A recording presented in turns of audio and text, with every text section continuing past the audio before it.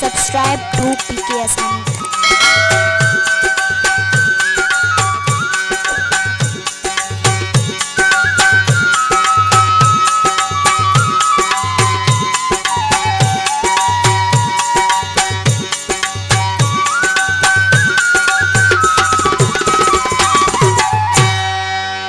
सब कुछ हूंदो आहे अल्लाह साईं जे वस।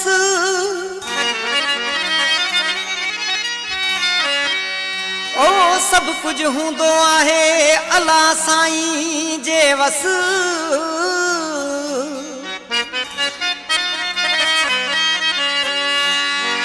हर को हूंदो आहे बेवस। अल्लाह आडो गुलशेर मंगसी चए। अल्लाह जी मर्ज़ी सां सब कुछ आहे थींदो। अल्लाह जी मर्ज़ी सां सब कुछ आहे थींदो। भले केॾा थियनि मारा भले माण्हू थियनि मारा कोई फ़र्क़ नाहे पवंदो। अल्लाह जी मर्ज़ीअ सां सब कुछ आहे थींदो। अल्लाह जी मर्ज़ीअ सां सब कुछ आहे थींदो। भले केॾा थियनि मारा भले माण्हू थियनि मारा कोई फ़र्क़ नाहे पवंदो।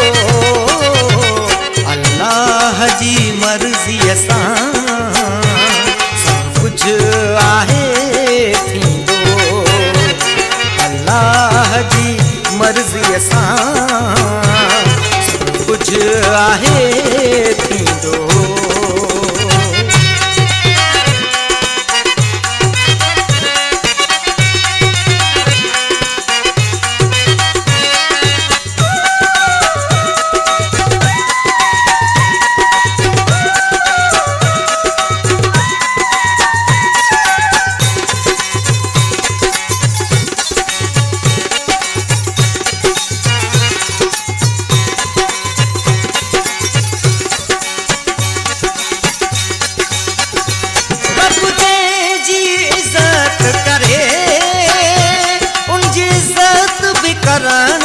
खपे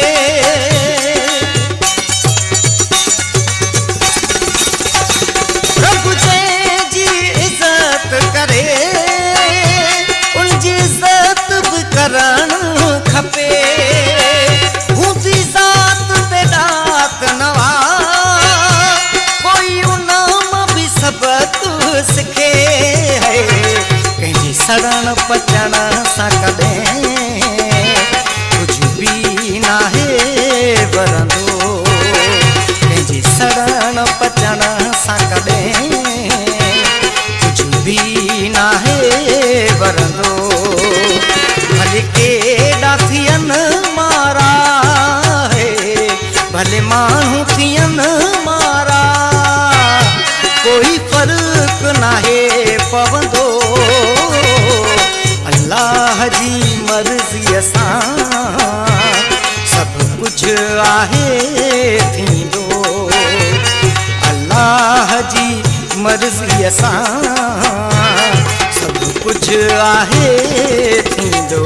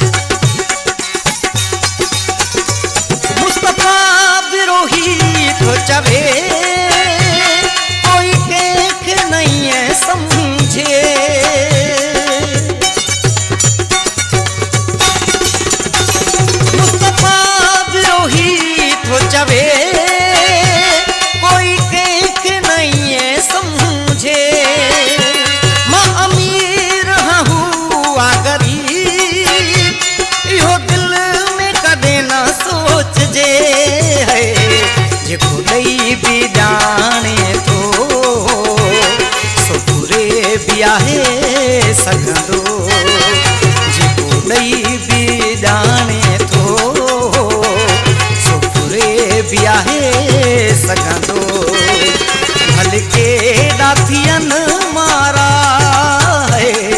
भले माण्हू थियनि मारा कोई फ़र्क़ु नाहे पवंदो अल्लाह जी मर्ज़ीअ सां सभु कुझु आहे थींदो अल्लाह जी मर्ज़ीअ सां सभु कुझु आहे